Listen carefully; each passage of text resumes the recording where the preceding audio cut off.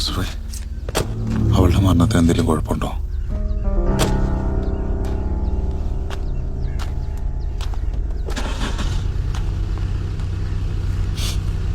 ശരി.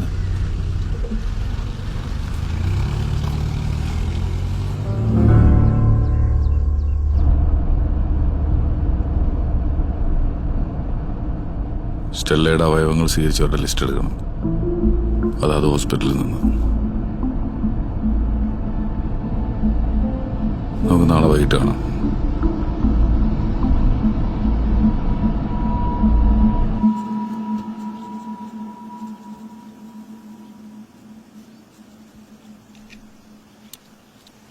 ഞാൻ വിളിക്കാം.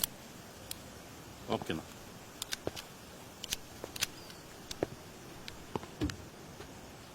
ഇതെന്നാ പണിയാ? Mobile dumping. അത് ഈ ആക്സിഡന്റ് കഴിഞ്ഞിട്ടേ ജോസഫ് സാറിന്റെ ഭാര്യയെ കാറിൽ കൊണ്ടുപോയപ്പോ സ്ത്രീ വിളിച്ചില്ലേ, ആ നമ്പർ ഒന്ന് കണ്ടുപിടിക്കാൻ. സാർ സുധിയ? ഒന്നുമില്ല സാർ, ഞാൻ മൊബൈൽ ഡംപിങ്ങിനായിട്ട് വിളിച്ചാ. സാറിന് 2-3 സിമ്മും കൂടെ ഉണ്ട്, അതിൽ നിന്നും കൂടെ ഞാൻ ഒന്ന് വിളിക്കും. സാറൊന്ന് കോൾ അറ്റൻഡ് ചെയ്യണേ. ഇപ്പൊ വിളിക്കാം സാർ. Thank you sir. ആ നമ്പർ എങ്ങനെ കിട്ടും സുധി? ഞാൻ BSNL സിമ്മിൽ നിന്ന് വിളിച്ചത്. ഈ കോള് ഏത് ടവറിന്റെ ഏത് ഭാഗത്ത് വന്ന് കൃത്യമായിട്ട് അവർക്ക് അറിയാൻ പറ്റും. നമ്മൾ BSNL ചെന്ന ഈ ആക്സിഡന്റ് നടന്ന ദിവസം, അതായത് 10/3/2018 അതെ, രാവിലെ 8 മുമ്പേ നടക്കും. ആ സമയത്ത് ഈ ലൊക്കേഷനിലെ എല്ലാ കോളുകളുടെ ഡീറ്റെയിൽസ് അവർ നമുക്ക് തരും. മറ്റുള്ള കമ്പനികൾ ഏകദേശം ഇതുപോലൊക്കെ തന്നെ. അപ്പോ ഒത്തിരി നമ്പർ ഉണ്ടാവൂലേ? ടൗണിനെ അപേക്ഷിച്ച് കുറവായിരിക്കും. അത് മാത്രമല്ല, അവർ ഈ നാട്ടുകാരില്ലാത്തതുകൊണ്ടേ ആ ഒരു കോള് മാത്രമേ അവരുടെ ഇവിടുന്ന് പോകാൻ സാധ്യതയുള്ളൂ.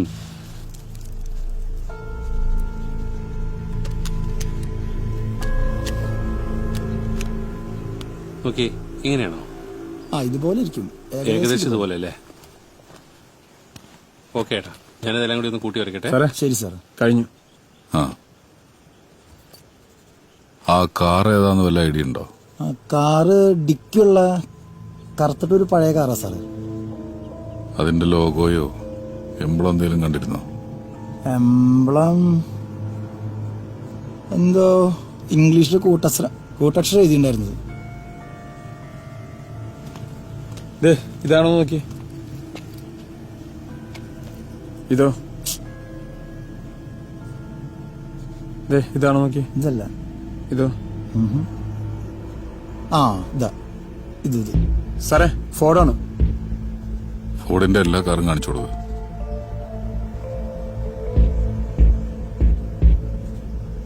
ഇതാണോ?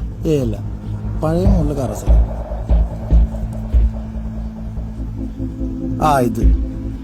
ഇത് ബ്ലാക്ക് കളർ ഉണ്ടോ സാറേ? Ford icon. സാറേ, നമ്മുടെ പടം കഴിഞ്ഞിട്ടോ. ഇതാണ് നോക്കിയേട്ടാ.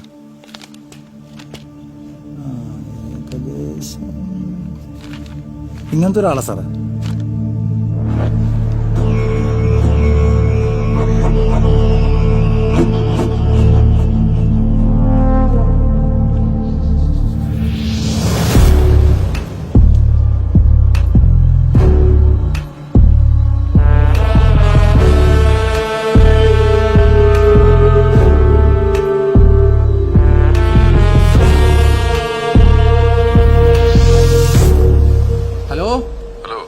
ഹലോ സാറേ.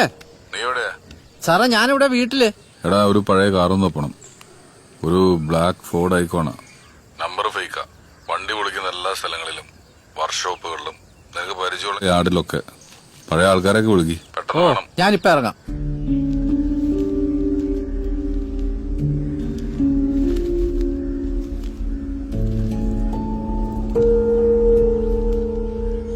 സാറേ, കോടതി വീടെന്തായി? 4-5 കൊല്ലം മുമ്പ് നടന്ന റേപ്പ് കേസല്ലേ, നമ്മളിതെങ്ങനെ ഓർത്തു വെക്കാനാ? പിന്നെ ഞാനെന്തൊക്കെയാ പറഞ്ഞു പിടിച്ചു നിന്നു. പോയാരെന്തായി? സ്റ്റെല്ലയുടെ മരണവുമായി ബന്ധപ്പെടുത്തി ചിന്തിക്കാവുന്ന ഒന്നും കിട്ടിയില്ല. 4 പേർക്കാണ് അവയവങ്ങൾ കൊടുത്തിട്ടുള്ളത്. അതിൽ 3 പേരും തീരെ ദരിദ്ര.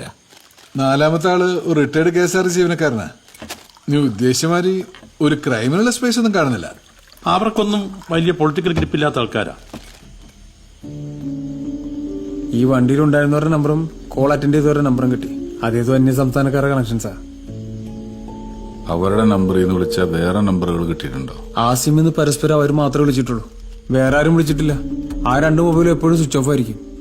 അവരെപ്പോഴും പരസ്പരം വിളിക്കാറുണ്ടോ? ഏയ് വളരെ കുറച്ച്.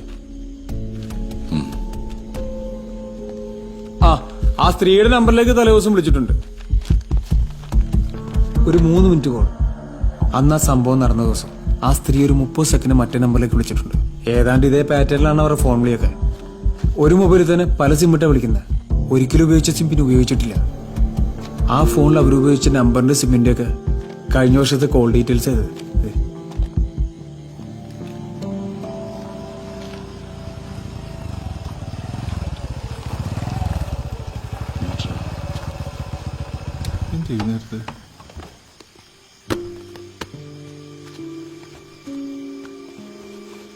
വിശേഷിച്ചെന്തെങ്കിലും? അങ്ങനെ പ്രത്യേകിച്ചൊന്നുമില്ല.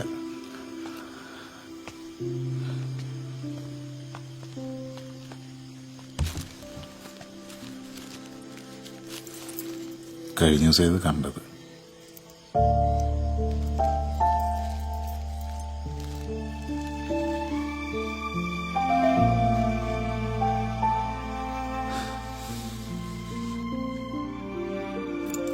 സ്റ്റെല്ലയുടെ കേസ് എഴുതി പോലീസുകാരൻ വിളിച്ചിരുന്നു. ആ തട്ടി വണ്ടിയെ കുറിച്ച് ഇതൊരു വിവരമൊന്നുമില്ല. ഇപ്പൊ ഏതെങ്കിലും ഒരു വണ്ടി വെച്ചിട്ട് ഇൻഷുറൻസ് കിട്ടാൻ വേണ്ടിയിട്ട് കേസ് എടുക്കട്ടെ എന്ന് ചോദിക്കുന്നു. ഇനിയിപ്പോ എന്താ ചെയ്യണമെന്നൊരു പിടി കിട്ടുന്നില്ല. ഡിപ്പാർട്ട്മെന്റ് പൊതുവെ അങ്ങനെയാണ് ചെയ്യാറ്.